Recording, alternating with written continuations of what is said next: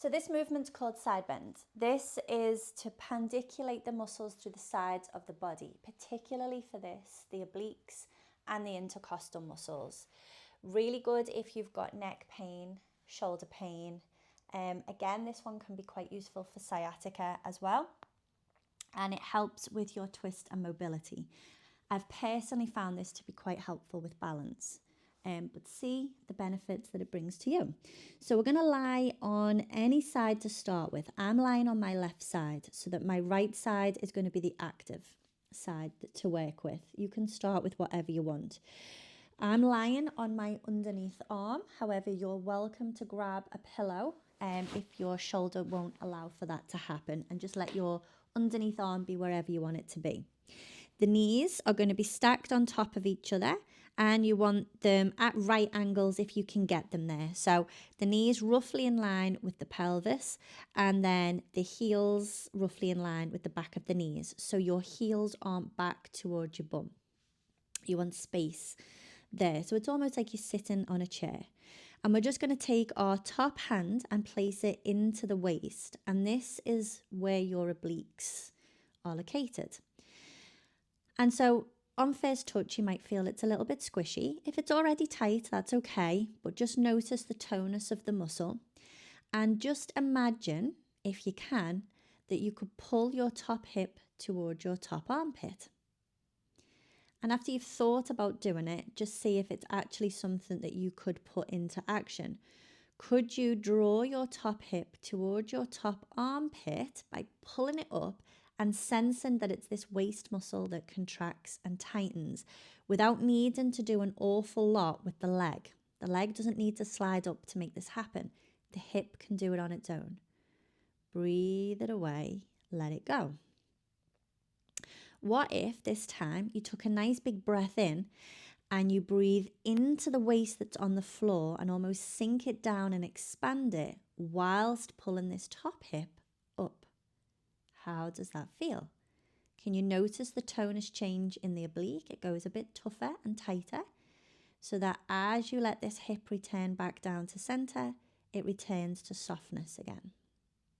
If you're struggling to feel that, then you could just take a moment to let the pelvis roll forward and the knee will shift with it.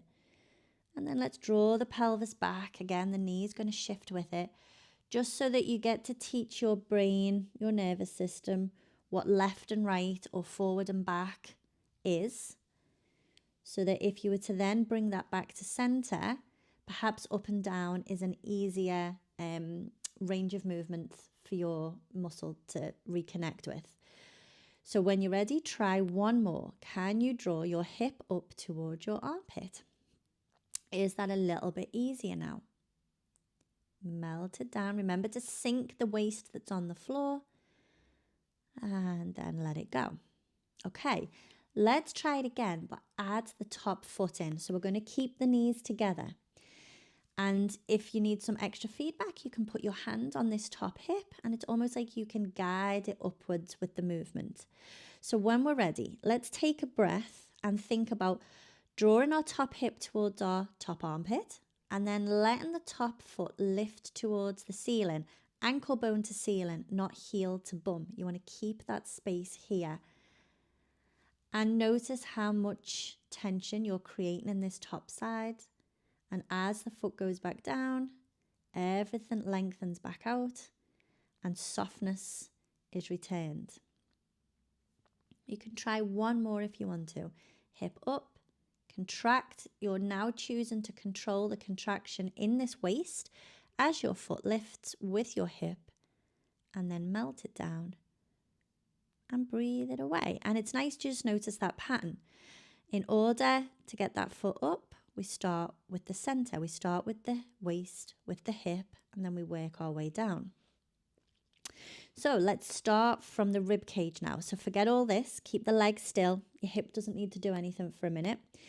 Instead, let your top arm be alongside your body.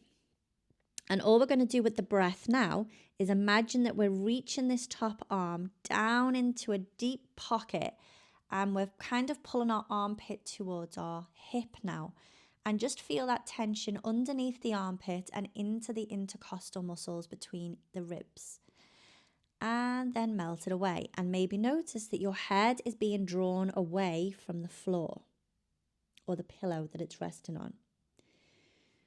Just try that again and notice as we reach the arm down, the armpit pulls to the hip and that space underneath the armpit contracts and it wants to pull the head away from the floor. Let it melt. What if we let the head move with the pattern because it's being taken there by the center of the body? So as we reach down, let the head float up and let your top ear just gently tip towards your top shoulder. So you're not really bracing the neck, you're letting it move along. So that as your head floats back down, could you sweep your arm up and bring it alongside your head or in front of your face, in front of your nose, to really add extra length through these ribs.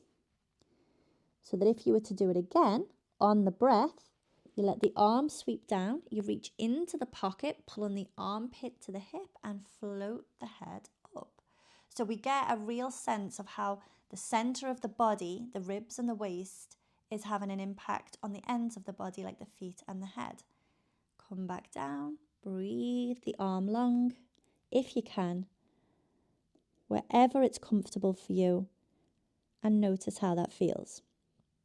Okay, we're going to add the hip and the top foot back into this pattern and bring it into its full form. So that as the breath next happens, we sweep the arm down and we pull the armpit down as we pull the hip up, float the head, float the foot up. Feel this nice big squeeze through the top side of the body. Notice that you want to stay nice and straight. Don't lean back, don't roll forward. And then breathe everything back down, arm alongside the head if you can. We're going to try one more like that. Nice breath. As the hip comes up, the armpit comes down. Float the head, float the foot. Reach that arm down by your side. Feel this nice accordion shape that you're making through this top side of the body. The underneath is nice and long.